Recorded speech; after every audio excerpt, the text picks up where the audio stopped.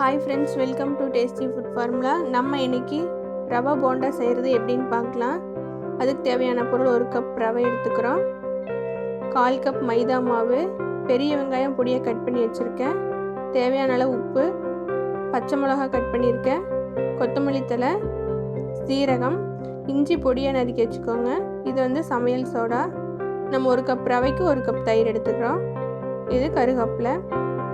ஒரு பாத்திரத்தில் 1 கப் ரவை போட்டுக்கலாம்.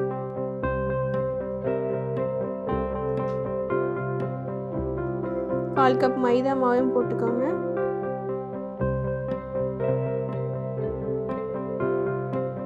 உப்பு 2 டீஸ்பூன் போட்டுக்கிறேன்.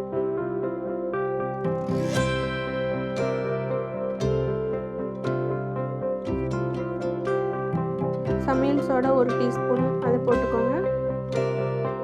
ஜீரகம் 1 டீஸ்பூன், பொடியை கட் பண்ணி வச்சுருக்கிற இஞ்சி எல்லாத்தையும் போட்டு ஒரு கலக்கி விட்டுக்கலாம்.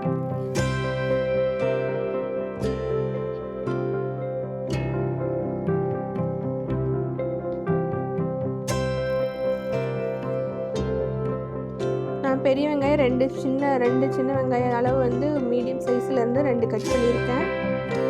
அது வெங்காயம் போட்டுக்கோங்க. பச்சை மிளகாய் 3 கட் பண்ணி வச்சுருக்கேன், அதை போட்டுக்கோங்க. கொத்தமல்லி தழை,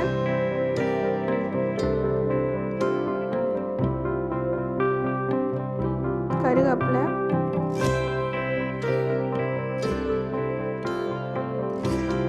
நம்ம 1 கப் ரவைக்கு 1 கப் தயிர் ஊற்றிக்கணும். நம்ம எவ்வளோ கப் ரவை போடுறோமோ அந்த அளவுக்கு நம்ம தயிர் சேர்த்துக்கணும். தயிர் ஊற்றிக்கலாம். இப்போ நல்லா மிக்ஸ் பண்ணி விட்டுக்கோங்க. நம்ம தயிர் ஊற்றி இருக்கிறதுனால ரொம்ப தண்ணி தேவைப்படாது. நமக்கு பார்த்தீங்கன்னா கெட்டியாக இருக்குது, அதனால கொஞ்சம் தண்ணி விட்டு பிணைஞ்சிக்கலாம்.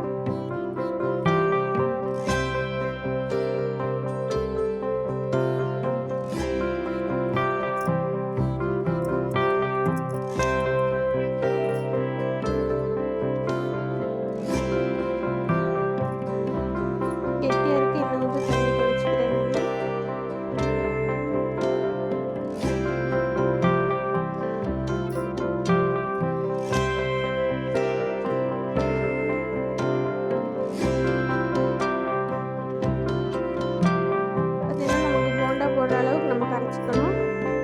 இப்படி நம்ம கரைச்சி ஒரு 10 நிமிஷம் மூடி வச்சுக்கலாம்.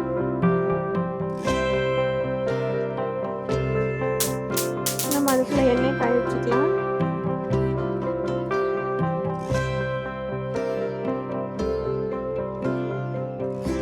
நிமிஷம் ஆயிடுச்சு. பார்த்தீங்கன்னா அந்த தயிரும் ரவையும் நல்லா ஊறி கொஞ்சம் கெட்டியாக இருக்கும். மறுபடியும் கொஞ்சம் நம்ம தண்ணி விட்டு பிணைஞ்சிக்கலாம்.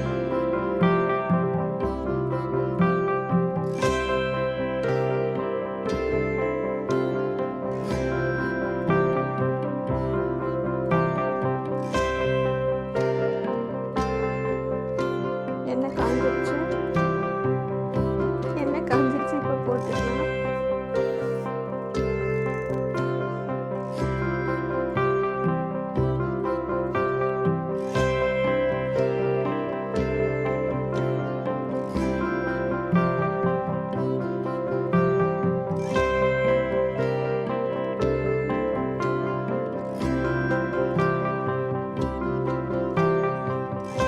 நல்லா திருப்பி விடுங்க, நம்ம 2 சைடு வேகிற மாதிரி.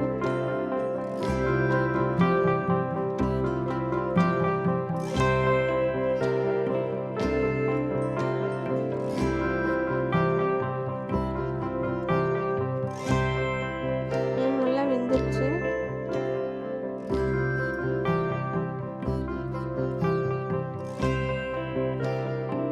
இப்போ நம்ம எடுத்துக்கலாம். நமக்கு இப்போ டேஸ்டியான ரவா போண்டா ரெடி ஆயிடுச்சு. உங்களுக்கு இந்த டிஷ் பிடிச்சிருந்துச்சுன்னா லைக் பண்ணுங்கள். டேஸ்டி ஃபுட் ஃபார்முலா சேனலை சப்ஸ்கிரைப் பண்ணுங்கள். மறக்காமல் பெல் ஐக்கானை கிளிக் பண்ணுங்கள்.